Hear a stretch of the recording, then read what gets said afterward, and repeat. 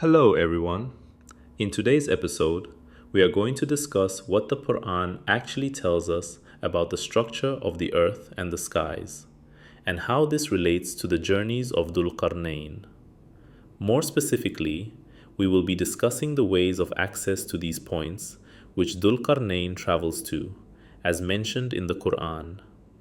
The Qur'an does not describe a simple one east, one west world. Instead, Allah says the following: أعوذ بالله من الشيطان الرجيم وعلى الله قصد السبيل ومنها جائر. And Allah says in the Quran, الحمد لله الذي أنزل على عبده الكتاب ولم يجعل له عوجا قيما.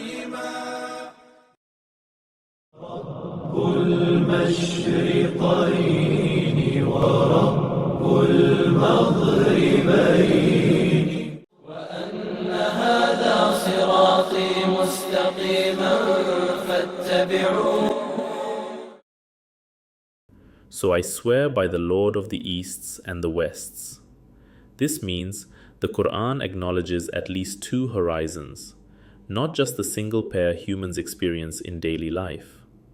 So now, we must understand that there are two types of paths, or two types of earths. There are two levels to understand: the everyday north, south, east, and west. This is what ordinary humans experience, the standard cosmological model of Earth. Where you stand determines your horizon, your east, your west. In ordinary curved Earth cosmology, it is assumed there is no objective east and objective west. It's all relative to where your position is on the sphere. None of the three main locations mentioned in Surah Al-Kahf are to be found in this smaller east and west. Otherwise, wouldn't we would be able to see the wall of Ya'juj and Ma'juj on Google Earth? Then there's larger cosmological east and west, north and south. This refers to the sun's journey on the scale of creation itself, where it first began rising and where it will finally set by Allah's decree. This is where you find the four primary locations mentioned in Surah Al-Kahf. This is the realm Dhul Qarnayn is taken to. We need to state this simply and clearly. These places that Allah describes in Surah Al-Kahf are not only locations. They're events, not only in space, but also in time. They're ayahs. And one of the usages of the word ayah in the Quran means a landmark or a remnant of the past. Allah talks about some of these which He has left for us to visit, not just in space, but in time. In fact, you can only witness these events or these ayahs if you travel back in time. And the Quran does not present them as vague historical accounts. It presents them as fixed memories, as dhikr. You know, it's like how we can remember events by revisiting them. When Allah says Dhul Qarnayn reached Maghrib al-Shams, the place where the sun sets, and found it setting in a spring of dark mud, that is not only telling you where. The word Maghrib forces you to accept that it is also telling you when. Maghrib is not just west. Maghrib, derived from the root gharb, is the act of setting. It is both location plus moment. So what follows logically?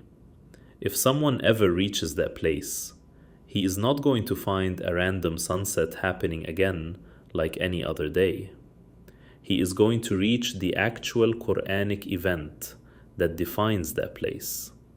Meaning, he will find the same reality that Allah described in the ayah. He will find the sun setting in that muddy spring, and he will find the people who were there. And critically, he will find Dhul Qarnayn there, because the ayah does not describe that place without him. The event is defined by his presence His authority, and His judgment over those people. In other words, Maghrib al-Shams isn't just a sight. It is a Qur'anic scene anchored into reality. It is a spatio-temporal landmark. Reaching it means arriving at the ayah itself.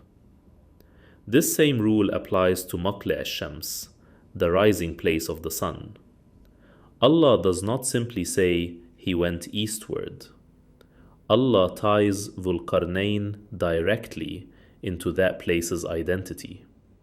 That place is defined by the rising of the sun with no covering, the specific community found there, Dhul Qarnayn encountering them.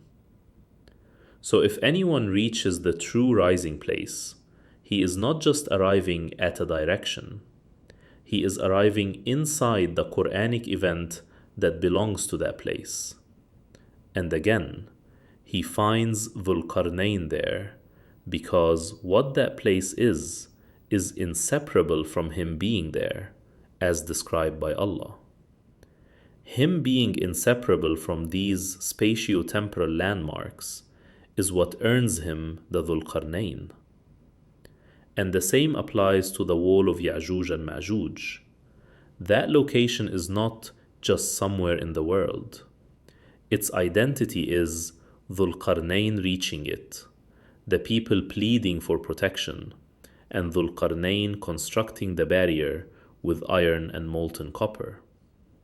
So if you were to reach that true barrier zone, you would not simply find a wall. You would find Dhul Qarnayn in the process of doing exactly what the Qur'an said he did there. Because that place is defined in Revelation through that event. So the critical point is this. These are not like ordinary historical events that just, happened once and ended. These are fixed nodes in Allah's described creation, places whose reality is tied to Qur'anic ayat that combine the where with the when. Maghrib is both west and sunset. Matla' is both east and sunrise. The barrier is both location and the act of sealing the corruptors.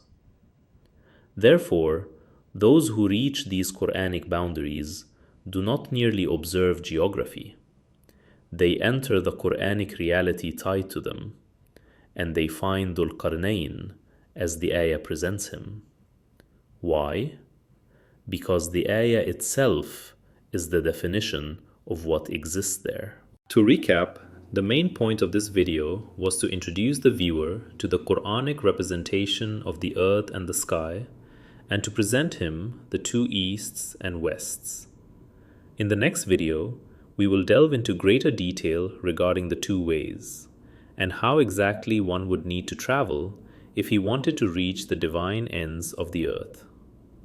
Please like this video, share this video with your close ones, and if you have any questions, drop them in the comments. Thank you.